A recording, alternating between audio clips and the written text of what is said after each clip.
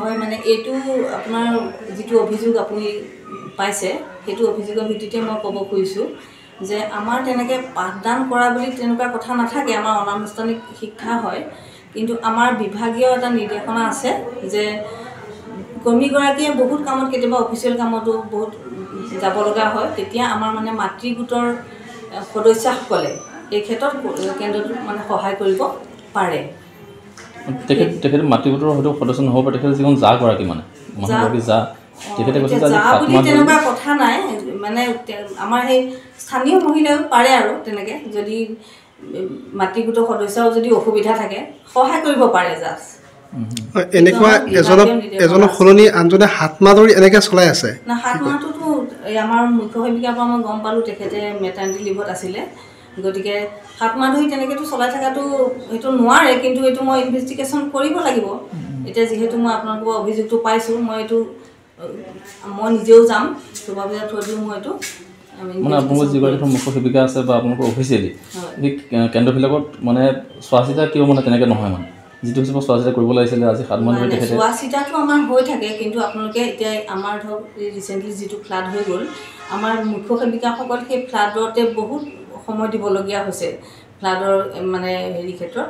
গতিকে সেইটো এটা কথা। আৰু আমাৰ ছাৰ্ভিচৰ উপৰিও আমাক মানে বিভিন্ন ঠাইত ট্ৰেইনিং কিবা কিবি হৈ থাকে মানে বহুত, গতিকে যোৱাটো যায়েই, মুখ্য সেৱিকাটো যায়েই, কিন্তু কেতিয়াবা হয়তো অকণমান 2-3 অলপ হেৰি হ'ব পাৰে, কিন্তু মুখ্য সেৱিকাই পৰিদৰ্শন কৰিয়ে থাকে।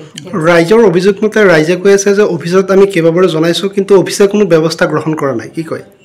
এতিয়া কেইবাবাৰো জনোৱাটোতো মই এতিয়া প্ৰথম পালোঁ ন, গতিকে মই নতুনকৈ আহিছোঁ, আগৰখিনি কি হৈছে মই চাব লাগিব, কিয় ব্যৱস্থাটো কিয় লোৱা নাই মই চাই ল'ম, অফিচিয়েলি আলোচনা কৰি ল'ম, তাৰপিছত কি কৰিব পাৰি মই এইটো ব্যৱস্থা ল'ম নিশ্চয়। Thank U. হেল্পাৰতে এবচেণ্ট কৰে, মাহত এদিন বা দুদিন আহে, কৰি থাকে, এদিন বা দুদিন আহে। মোৰ ঘৰৰ ওচৰৰ ফালেতো আপোনাৰ এতিয়া ছাত্ৰ আছে নেকি? আছে। এতিয়া কোন বাইদেউ সলনি কোন বাইদেউ পঢ়াই আছে, এইটো গম পায় নেকি? নাম কি? এতিয়া কিমান দিনৰ পৰা চলি আছে এইটো? 7 মাহ ধৰি আপোনাৰ এজন বাইদেউ সলনি আনজনে পঢ়াই আছে। ৰব, আপুনি যে এটা অপৰাধ কৰিবলৈ গৈ আছে, আপুনি জানেনে? এই নাবালিকা গৰাকীক এতিয়াই বিয়াত বহোৱাটো যে এটা অপৰাধ, আপুনি জানেনে? অপৰাধ কেনেকৈ? মোৰ ছোৱালী, মোৰ কথা। তুমি যিয়েই নোকোৱা ভূঞা, 18 বছৰৰ তলৰ যিকোনো কন্যা সন্তানৰ বিয়া দিলেই আইনগতভাৱে এক দণ্ডনীয় অপৰাধ। বিয়া দিয়াজন যিমান দায়ী, বিয়া পতাজনো সমানে দায়ী। এতিয়া তাই পঢ়া শুনা কৰাৰ বয়স, খেলা ধূলা কৰাৰ বয়স, তাইক খেলিবলৈ দিয়ক, পঢ়িবলৈ দিয়ক, আৰু চাব এদিন আপুনি তাইক লৈ গৌৰৱ অনুভৱ কৰিব পাৰিব। এতিয়াই তাইক সংসাৰৰ বোজা দি তাইৰ ভৱিষ্যত জীৱনটো অন্ধকাৰ কৰাৰ অধিকাৰ তোমাৰ জানো আছে? মোৰ ভুল হৈ গ'ল মাজনী, মোক ক্ষমা কৰিবা। শিক্ষা ল'ৰা ছোৱালী উভয়ৰে প্ৰাপ্য আৰু অধিকাৰ। আপোনাৰ কন্যা সন্তানক তাইৰ এই প্ৰাপ্যৰ পৰা বঞ্চিত নকৰাব।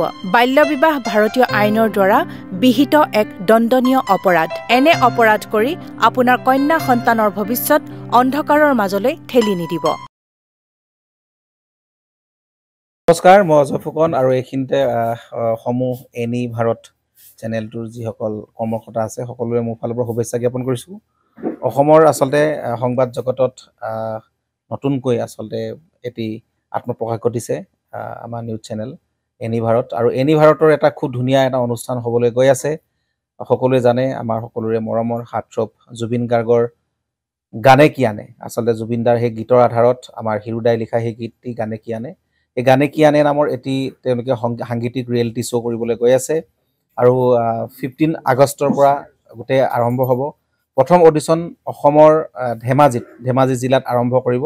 গতিকে সমূহ যিসকল প্ৰতিভা আছে, যিসকলে গান ভাল পায়, যিসকলে তেওঁলোকৰ নিজৰ প্ৰতিভা আচলতে দেখুৱাব বিচাৰে, এই ৰিয়েলিটি শ্ব'ত গানে কি আনে এই প্ৰতিযোগিতাত অংশগ্ৰহণ কৰক, আৰু খুব ধুনীয়া আপোনালোকে সুবৰ্ণ সুযোগ লাভ কৰিব। লগতে ইয়াতে পুৰস্কাৰ আছেই, বিভিন্ন ধৰণৰ উপহাৰো আপোনালোকে লাভ কৰিব, আৰু লগতে এগৰাকী প্ৰতিষ্ঠিত আচলতে এগৰাকী শিল্পী হিচাপে অসমৰ সাংস্কৃতিক জগত আপোনালোক প্ৰতিষ্ঠা লাভ কৰিব। গতিকে গোটেই অনুষ্ঠানটোলৈ মোৰ ফালৰ পৰা শুভকামনা থাকিল, আৰু লগতে এই অনুষ্ঠানটোত আপোনালোকে অংশগ্ৰহণ কৰিব। আমিও আছোঁ, আৰু সকলোকে আমি লগ পাম। ধন্যবাদ।